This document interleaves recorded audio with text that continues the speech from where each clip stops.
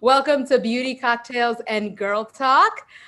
So Jenna, can you tell us what is the number one beauty product you cannot leave the house without?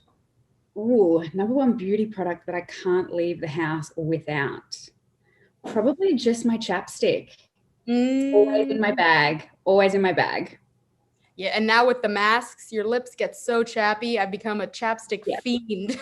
Yep, me too. Me too. More so than ever. Like I've always got it on me, but like now I've got to keep one in the car, one in my bag, one in the bathroom. They're just everywhere. No, they're so necessary. Like I feel that's the one thing you definitely need all the time. Like otherwise you feel like your lips are dry and it's just an icky feeling. So that's definitely. And I mean, with masks and everything at the moment, there's really no need for any other makeup. So true. Chapstick it is. Yeah. So Jenna, we have our signature question, which is if you could have cocktails with anyone living or dead, who would it be? What would you drink? It doesn't have to be alcohol. And what do you think you guys would talk about? Okay. Well, it's definitely going to be alcohol. I mean, I'm Australian. We all drink. And as for what cocktail it would be, that is a great question. I love cocktails. My family and I started a thing recently where we do a Christmas cocktail. So every year we do a different Christmas cocktail, which has been super, super fun. If I was going for something not too fancy, I think my go-to would be probably a whiskey sour. Okay. Yummy. That sounds really good. Yeah, no, they're excellent. And as for who I would have that with, that's a really good question. Probably someone like Gordon Ramsay, someone that would be entertaining, that might be able to cook me something while we're having the cocktail. I love food. I'm a big foodie. So would love any conversations surrounded by food. And if not him, maybe someone like Kevin Bridges, the Scottish comedian, because I feel like that would be highly entertaining. Very nice. Yeah. Love it. Comedians. Who doesn't laugh? Yeah, especially when you're drinking. Yeah, exactly. I feel like that could be a really fun time. Awesome. Okay, so then to build on that, what is your idea of an ideal girls' night out? You can bring Gordon. Gordon, excellent. Ideal girls' night out. That is a tough one because I feel like I've almost forgotten what a night out even is. Like, what is that? I'm just like used to seeing my living room now. Yep. So I've kind of gotten like, I like that. I like nights at home, like happy to have the girls around at home, play some games, have some drinks. That's kind of my ideal night, just hanging out and having a good time. Yeah, super low key. Super chill, nice, like stay in, drink your whiskey sour, play some games. Sounds perfect. So Jenna, congratulations. I know that you just got the role on Firefly Lane, which is going to be premiering in February. Is that right? Actually, I think it's out on Wednesday. Oh my gosh, that's soon. Yeah. So I feel like that's come up kind of quickly, although we finished filming over a year ago. We finished probably about this time last year we finished filming it. And so for a while it just felt like, okay, when's it coming out? What's happening? And then all of a sudden it's like, oh, whoa, it's coming out in a couple of days. Wow. That's so crazy. Time flies, right? It just flies by so fast. Yeah, like last year, the first half of the year from like January to about June or July felt like it went for 3 years. And then as it hit July, it felt like July to December went for a week. I know. I mean, I feel like last year, especially in the beginning when, quarantine started, it felt really slow. And I think a lot of people had anxiety because no one had any idea what was going on. And then the year flew by. I was like, how are we? And New Year's already when it was December 31st. I was like, what's going on? Yeah, no, it's crazy. And then I was just saying to someone before, I was like, oh my God, it's February in a couple of days. What is happening? Like, where is January? Oh, it's flying by. So Jenna, tell us about Firefly Lane. Tell us about your character. Like, what's the juice? So basically, I'll start off by saying Firefly Lane is based on the novel of the same name by Kristen Hanna, who I love. She is very, very sweet. And if you haven't read the book, I highly recommend it, or any of her other works. She's a phenomenal writer.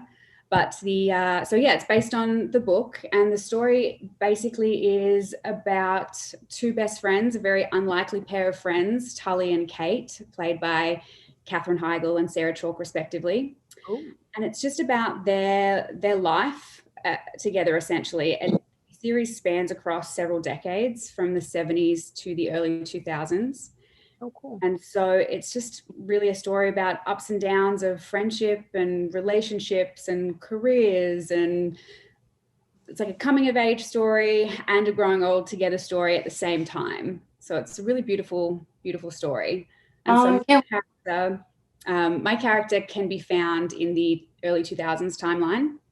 So Kimber is Kate's new boss, which was a really fun dynamic to play. And she's the editor of Seattle Monthly magazine, where Kate comes to work. And yeah, there's some really, really fun storylines in there. Is she nice? Is she a nice boss? Absolutely not. I love it. I cannot. Was the Devil Wears Prada? Yeah, That a little bit of those vibes. Yeah. So did you audition for the part, or was that offered to you? And who did you call first when you found out you got it? I did audition for the part.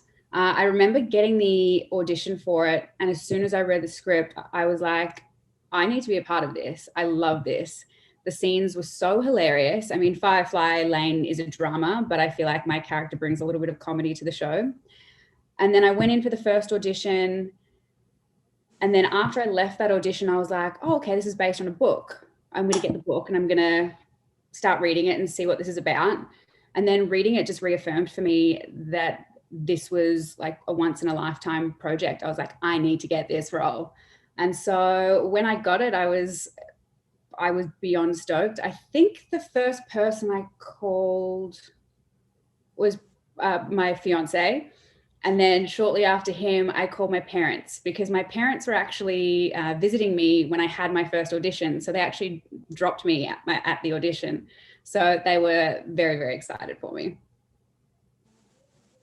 Oh, that's so sweet. That's like so nice. Like you got to have your parents there when you went to that audition, and then called your fiance. It's like nice to have that support. Yeah, definitely. It definitely is. I'm very lucky. So we also know that you're working on some other projects. What else is going on? Fill us in. So around the same time that I was doing Firefly, I did a pilot, which was also based on another novel, a YA novel by Karen M. McManus called One of Us is Lying. And again, when I got the audition for that, I was like, okay, this sounds really interesting. I read somewhere that it was like The Breakfast Club meets Pretty Little Liars. So I was like, okay, I'm into this vibe. And then reading more into it. So basically the show is about 5 teenagers who go into detention, but only 4 of them come out alive. Oh, whoa. Yeah. So like intense Breakfast Club. Intense Breakfast. We're losing one on the way. Wow. Yeah. So we filmed the pilot for that, and it has been picked up to series, but because of COVID, not quite sure what's happening there going forward. But I'm excited for that one as well. Super exciting. And it's a thriller, or is it horror? Or is it both? It's I guess it's sort of like a crime mystery thriller type thing. Oh, I cannot wait to see that one either. Yeah, that's Trudy's niche right there. She likes to scare herself. All the time. I love that. Not good. Well, we know that you're an ambassador for Seeing Dogs Australia, and that's very beautiful and inspiring.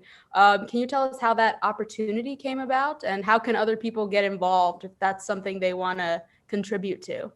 Yeah, absolutely. Well, I'm not actually an ambassador for them anymore. I was when I was living in Australia for quite a few years, but I am more than happy to talk about them because they're an amazing organisation. Basically, Seeing Eye Dogs Australia is a part of Vision Australia, which is the national leading charity for helping people who are blind or with low vision.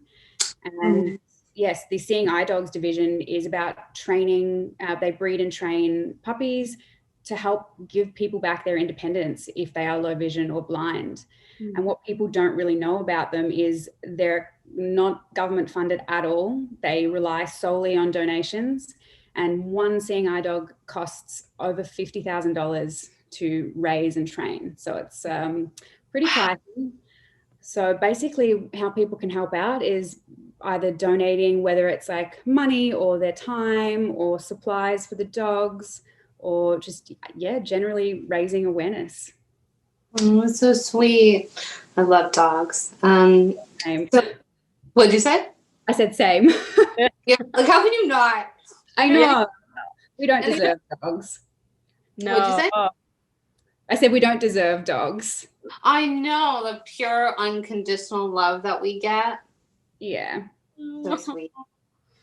So Jenna, the next question is part of our Girl Talk section, and this is whatever you feel comfortable talking about. We like to touch on, challenges, people that we've all faced challenges, and looking back on your life, if you can talk about a challenge that you faced and how you overcame it, what you learned throughout that experience about yourself, and yeah, like what advice you would give to somebody else. Okay, yeah, I love that. I love that question. I think one of the biggest challenges I've faced in my life, I was quite shy growing up. I was bullied a little bit throughout school, and I think that can really affect people's confidence. And you start to feel, well, I mean, you don't feel good about yourself and you feel a little bit less than.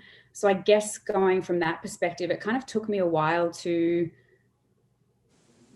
just be happy with who I was and not kind of worry about what other people thought of me or what they would say to me, and, get to a point in my life where I was like, okay, well, if people act in a certain way that they're making you feel like that says more about them than it does about you. And I guess, yeah, the advice I would probably give myself if I could back then, or anyone that feels that way, is just to, be kind to yourself and be kind to people that are treating you like that, because there's probably something going on in their life that is making them act this way. Thank you for sharing that. Thank you. And that's beautiful advice. Oh, thanks. Yeah. Yep. The bullies are the ones that are hurting too. Yeah. Yep. Yeah. Mm-hmm. So what is a mantra that you live by daily? Oh, that's very funny. That kind of ties back into what I just said. The biggest thing I live by daily is be kind, because you just don't know what anyone else is going through. Mm-hmm. I love that. It's very true. Yeah, well, a simple thing, right? But yeah, I mean, it is a simple thing, but I guess people kind of forget about it, and I think it's important to remind people of that. Mm-hmm. Absolutely. Be kind. Yeah. So we're going to move on to some fun questions. Okay. Just to start it off, you're a foodie, so tell us what's your favorite thing to cook or to bake? Oh, okay. That is a tough question because I don't discriminate against any foods. I love them. At the moment, during quarantine, my go-to thing, I learned how to make homemade pasta. So I was making a lot of homemade pastas. I did a duck and prosciutto ragu, and a lobster ravioli, and then a prawn ravioli. So a lot of pastas. So that's, at the moment, I think that's probably my favorite thing to make, pasta. Can never go wrong with pasta. Nope. No. Always a very safe go-to option, and everyone loves pasta. Yep. What is the funniest date story or funniest pickup line someone has used on you? Oh, okay. That's a tough one. I've been with my now fiance for 8 years, so I've not been in the dating game for a very long time. So I can't really remember what did he do to win you over? Ooh, yeah. Give us the tea. So we met on a show in Australia, and we were he was the only person at work who hadn't introduced himself to me. And so I walked up to him after a week of being there, and I was like, "Hi, I'm Jenna." And he was kind of like, "Hi," and ran off. And I was like, "Okay." But sure. And then we were at a party the following weekend with most of the cast, and we were playing beer pong, and he was walking past, and I don't usually do this. It was a very bold move, but he was walking past and I grabbed his arm and I was like, "If you get this in, I'll make out with you." And so he took the ping pong ball and threw it in, and he got it in, and the rest is history. Wow. He scored big time. Yep. That's an epic story. We were actually talking to somebody else too, and she told us she like made the first move on her man, who's like her husband now. So you know what? Girls should make the first move. Like there's nothing wrong with that. Yeah, I think it's a power move. Mm-hmm. Totally. Yeah, stand in your power. Jenna, what's the most memorable Hollywood party you went to, or like maybe one of the first ones, or anything that stood out to you? Oh, to be completely honest with you, I haven't really been to any. I mean, I guess I've only really been back in LA since the pandemic happened, so everything's kind of shut down. Apart from that, yeah, I've been living in Australia. I lived up in Canada for a little bit. Nice. While I was filming. That's where I filmed both One of Us Is Lying and Firefly Lane. So yeah, unfortunately, I don't really have a good Hollywood party. That's all right. How cold is it in Canada? Sorry? How cold is it in Canada? Oh my God, freezing. I loved it though. It's so beautiful up there. I was in Vancouver, and luckily, I mean, it gets cold there, but not as cold as other parts of Canada. So I think it only snows there for a couple of weeks a year, which is okay. So That's nice. It was bearable. What is something that you must do every time you go home to Australia? Oh, something I must do every time I go home to Australia. I mean, there's a few things. One of a food related one is always one of the first things I do when I get home is Domino's in Australia have a cheesy garlic bread, and it is insane. And they don't have it at any other Domino's that I've ever been to around the world. So that's always one of the first things I do when I get home. Oh my gosh, I need to Google this. So we know you're on Instagram and social media, and I don't know if you check your DMs, or comments. What's the funniest or most interesting thing that someone said to you on social media? Oh, actually, the one that stands out recently, I posted a video of me playing golf, and a guy commented on it. He doesn't follow me, so I'm not sure how he came across the video, but he commented on it basically saying that I was shit, and everyone was just paying me compliments because of what I look like. And I was like, oh, okay, rude. Rude. Did you say anything back? I did. I can't remember exactly what I said, but it was something along the lines of I called him. I was like, okay, big man, well, why don't you tell me what I'm doing wrong then? And so then he wrote back again. He's like, well, look at the way that you're doing this. Like, that's going to lead to a knee injury. And I was like, okay, well, I've been playing golf for a while now, and so far my knees are fine, but thank you for caring. That's great. That's a great comeback too. Like, I know what I'm doing. Naomi, you want to close it off? Yeah, but also I need to tell you, I just looked up the Australian Domino's cheesy garlic bread, and it looks so much better than the one here. Oh, it's insane. Oh my so goodness. We gotta go to Australia to get the cheesy garlic bread. Yes, do it. Add it to the list of things. The Uggs, right? The Uggs. Uggs and garlic bread. All right. So finish this sentence. Never have I ever not ordered cheesy garlic bread when I go home to Australia. I love it. Go with that. That was perfect. Thank you, Jenna. Thank you so much for being here. No worries at all. Thanks so much for having me, guys.